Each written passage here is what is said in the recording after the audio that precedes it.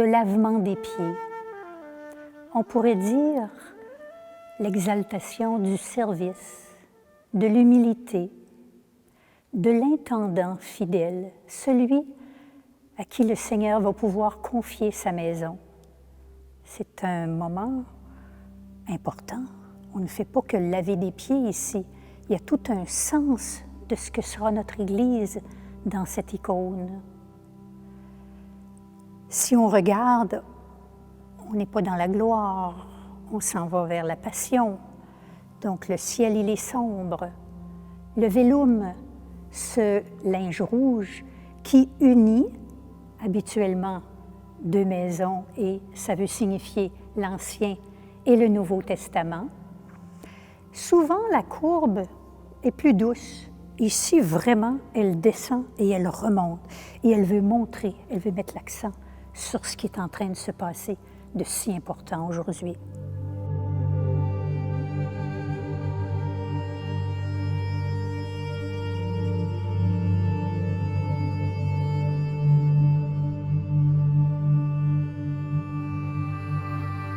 On voit Jésus tout seul à part d'un côté.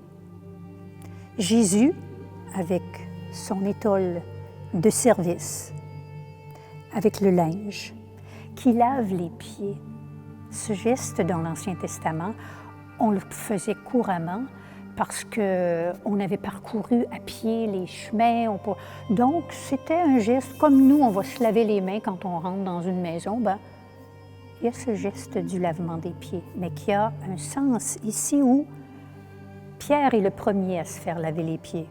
La main au front, il ne comprend pas. Lui, mon maître, qui me lave les pieds, il y a quelque chose qui ne va pas. La situation est inversée et il ne comprend pas. Il se laisse faire. Et Jésus lui dit, si tu ne me laisses pas faire, tu n'auras pas part avec moi. Si tu ne comprends pas qu'une tâche de gouvernance, qu'une tâche d'intendance, c'est un service, tu ne peux pas avoir part avec moi. Comme c'est difficile à comprendre.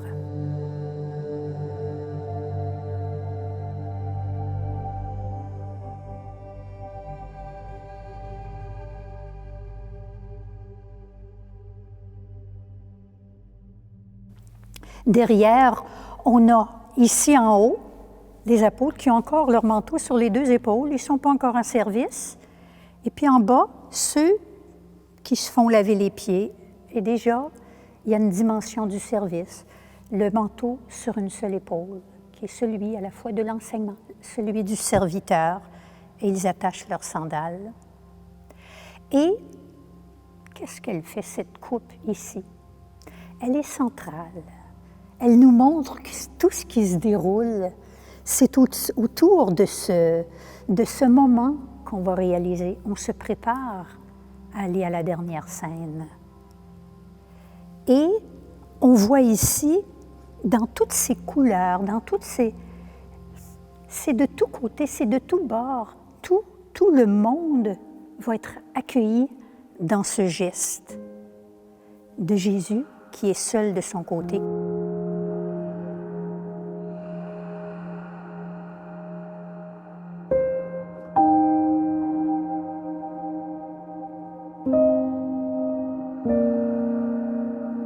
Quand on regarde dans l'auréole de Jésus, et on la voit souvent, cette auréole, ce qui ressemble à un W, c'est un oméga,